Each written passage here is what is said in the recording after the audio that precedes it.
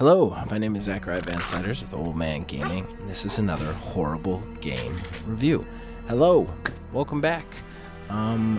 It's time to do another review, and anybody who's watched me for any period of time knows that what comes next is disclaimers. So, let's do it. Disclaimer number 1. I do not get paid for this. You may hear weird noises in the background. I may pause uncertainly for too long. I may missay words. I'm not going to go back and edit it because I don't get money for this. Number 2, I think video games are one of the most subjective forms of art. Therefore, I do not give scored reviews. I will give you an overview of the game, the pros and the cons in my opinion, and then I will tell you whether I personally will be returning to the game to play it other than just for this review or not. Now, finally, the final disclaimer is I only get a few hours with each one of these games. This is more like an everyman's first glance at a game. Hell, this is called a horrible review for a reason. So, if you want to go out and find better, more in-depth reviews, I'm sure they're out there, but that's what you're getting here. So, with that said, let's get into it. Today's review is Torchlight 2, which just hit consoles many years after its release, and I am not exactly sure the history on it. I know it's got kind of a tragic history on the game company, whether it can make it or not, but I loved Torchlight 1 on Xbox 360.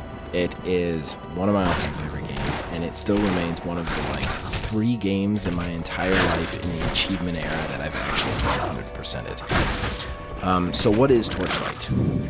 Or Torchlight 2 for that matter. Basically, it's a Diablo-like type game. You pick a class. That class gives you access to different abilities and styles.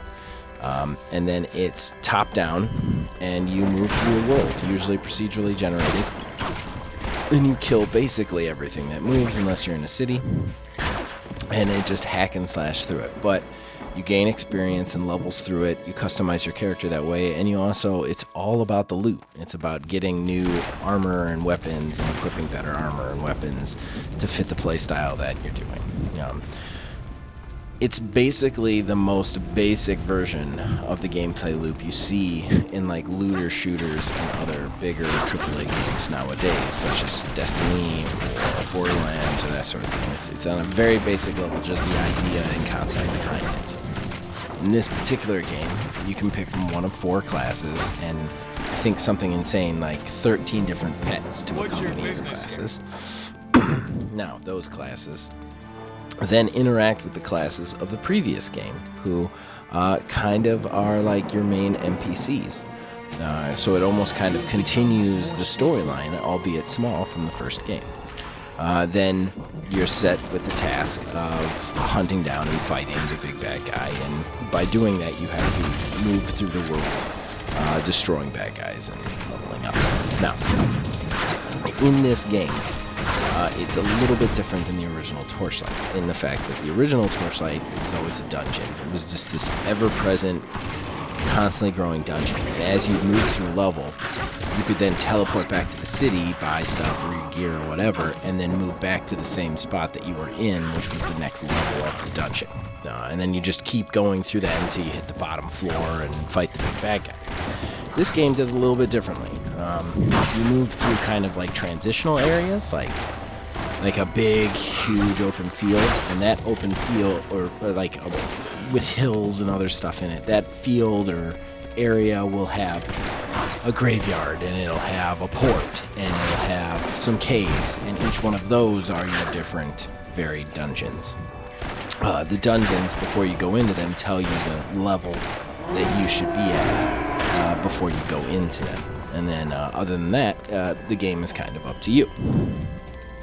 The game plays basically exactly the same as the original one. Now, there has been a multiplayer feature added to this game. Now, I haven't been able to actually do that because I don't know anybody who plays this game. However, I can only assume that it has the similar problems of an original Borderlands, where the levels don't instant, so unless you're going through the whole game with the same person and you guys aren't playing when the other one isn't playing, your levels would be off. So that's my only assumption, though, because, like I said, I didn't get to actually try. Alright, let's move into the pros. If you liked Diablo, if you loved the original Torchlight, you're going to like this game. Chances are this is going to be right up your alley. The action is constant and going, and I really appreciate the fact that they tied the story into the first one. Instead of just doing a different game with a different land and a different basic storyline, they actually, spoilers ahead, not big spoilers since you learn it right at the beginning of the game, but you could play 3 classes in the first Torchlight game. The Destroyer, who was kind of like a big warrior, the Rogue, who was like an archer, gun person, and then the Alchemist, who was kind of your mage class. Well, the story of this game is that the Alchemist has gone mad with power, and he's actually the bad guy of this game, at least so far. And the Destroyer is someone you talk to right off the bat who sends you out to fight these guys. So it's kind of a continuation of the last game, and I really appreciated that. I mean, I know there's not a ton of story to these games. They're kind of just like engines to get you to move to where you need to get to and just fight through swaths and hordes of baddies. But I appreciate that they had some continuity there, and you could see your old characters right off the bat and be like, oh cool, I actually played these guys, this is what happened to them. Of course, probably not as good for Alchemist fans. The weapon variety is just compounded in the first game. There's so many different types of guns, swords, clubs, staffs, you name it, they have it. I also really liked, a little bit more so in this one than the first one, the weapons are a little bit more interchangeable.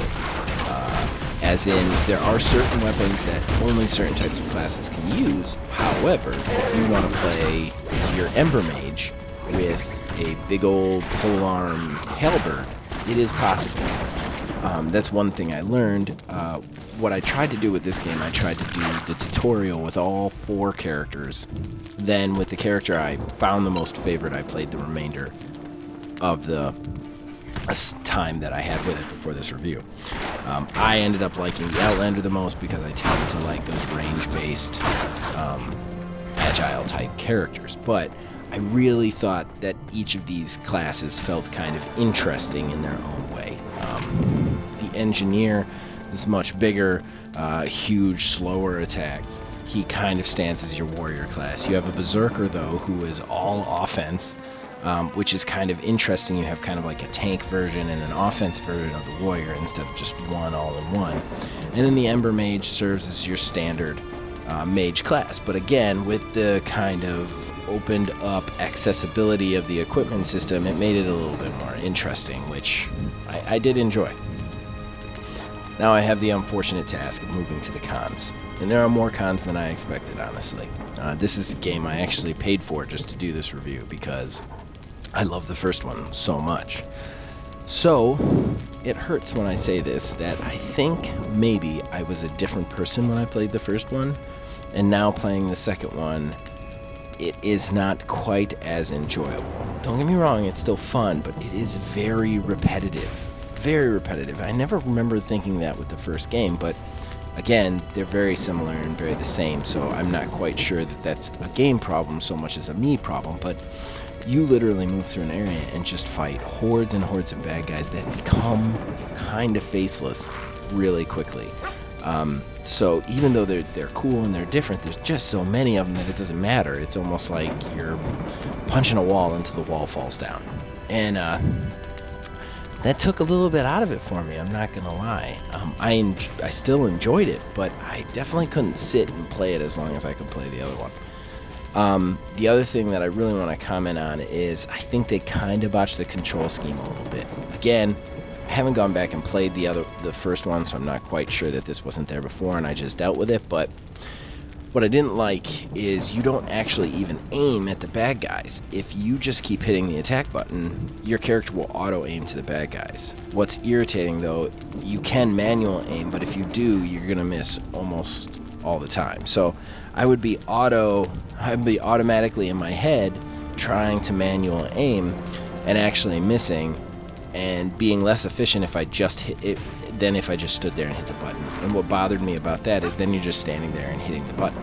it's not, it takes a little bit more out of that nuance out of it, which I didn't enjoy. I mean, there is still a lot of nuance in the equipment because of how, especially in the ranged weapons, it's dependent on the range of the equipment itself as to where your attack range is and how much damage you're doing and how much damage you have to be doing. So there's some strategy to that. But as much as I love inventory management, and I actually say that truthfully, I don't want that to be my entire game experience. So I don't know.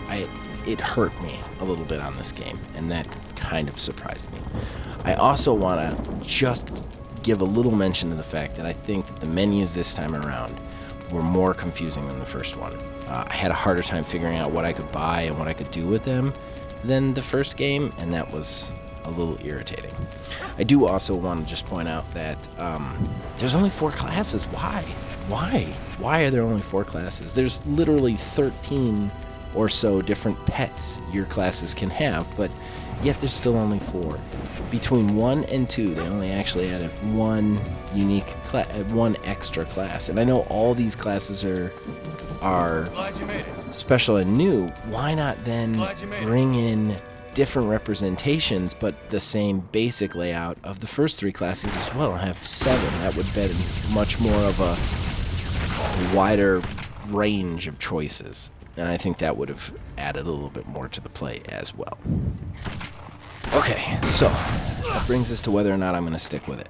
And right now, I'm kind of on the fence. I paid for it, so I'm definitely going to play it more. There's no way around that. But I think you still get your money's worth out of a $20 purchase. I really do. But there are some things that bore me a little bit, and I gotta say, I can only play this game for about 2 hours before I have to play something else because it's almost too mindless to me. It's like Gauntlet with a RPG system behind it, and while that is fun, it's not fun for huge periods of time, and it misses a little bit of the dynamic possibilities that I think a game like this could have. So, alright, there you guys have it. Hopefully you like this review, and if you do, please like, subscribe, turn notifications on, check us out on Facebook, Old Man Gaming, and check out all of our stuff. So you're going to hear a closing thing about that in a second. I don't know why I had to say it here again. But as long as you guys keep watching these and listening to them, I will keep making them. Thank you very much. See you next time. Did you enjoy that horrible content? Well, there's more horrible content all over this channel. You can check out our horrible podcasts, or you can check out our other horrible reviews. Be sure to subscribe and turn notifications on, and then we'll let you know when horrible products are ready for you to view. You can also do so at Facebook, Old Man Gaming, and then we can notify you in 2 different places. Fun! Also, click any of the links around you to witness some of that horrible programming right now. I mean, why do anything else? It's YouTube.